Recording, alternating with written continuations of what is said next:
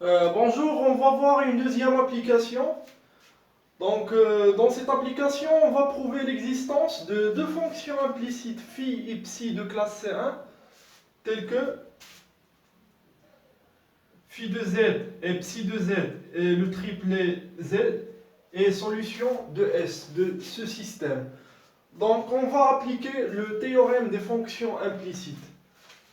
Donc, on pose la fonction f variable x, y, z est égale x carré plus y carré moins z carré moins 1 x3 moins y3 moins z3 moins 1.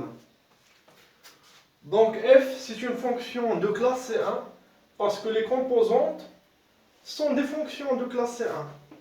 C'est un polynôme plus un polynôme. Donc f est de classe C1. On va appliquer le théorème des fonctions implicites au triplet 2, moins 1, moins 2. Donc l'image de 2, moins 1 et moins 2 est égale à 0. Donc, on regarde, donc ce qu'on veut montrer, c'est l'existence de deux fonctions implicites phi et psi qui remplacent x et y. Donc dans l'équation, nous avons conservé le z. Donc on va dériver f par rapport à x et y, par rapport au vecteur x, y.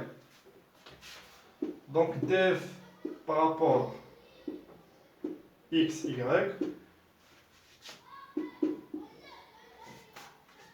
Donc je dérive la première composante par rapport à x, j'aurai 2x.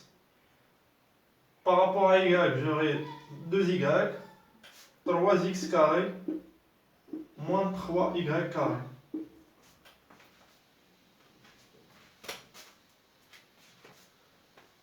Donc il faut montrer que df par rapport à x et y est un isomorphisme dans R2. Donc on montre que le déterminant de la jacobienne, ici c'est pour être rigoureux, c'est la jacobienne. Donc le déterminant de la jacobienne au point F est différent de 0 au point 2, moins 1, moins 2. Donc 2x, 2 fois 2, 4. D'abord, je calcule le jacobien, ensuite le déterminant. Je remplace 2 fois x, 2 fois 2, c'est 4.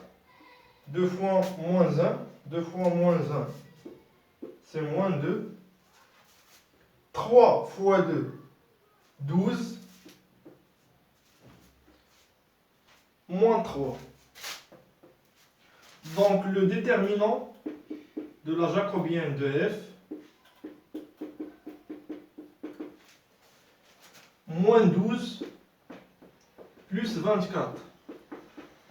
12, c'est différent de 0.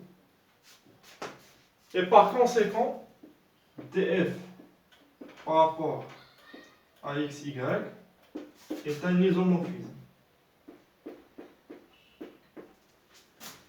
Et maintenant, les conditions du théorème des fonctions implicites sont remplies.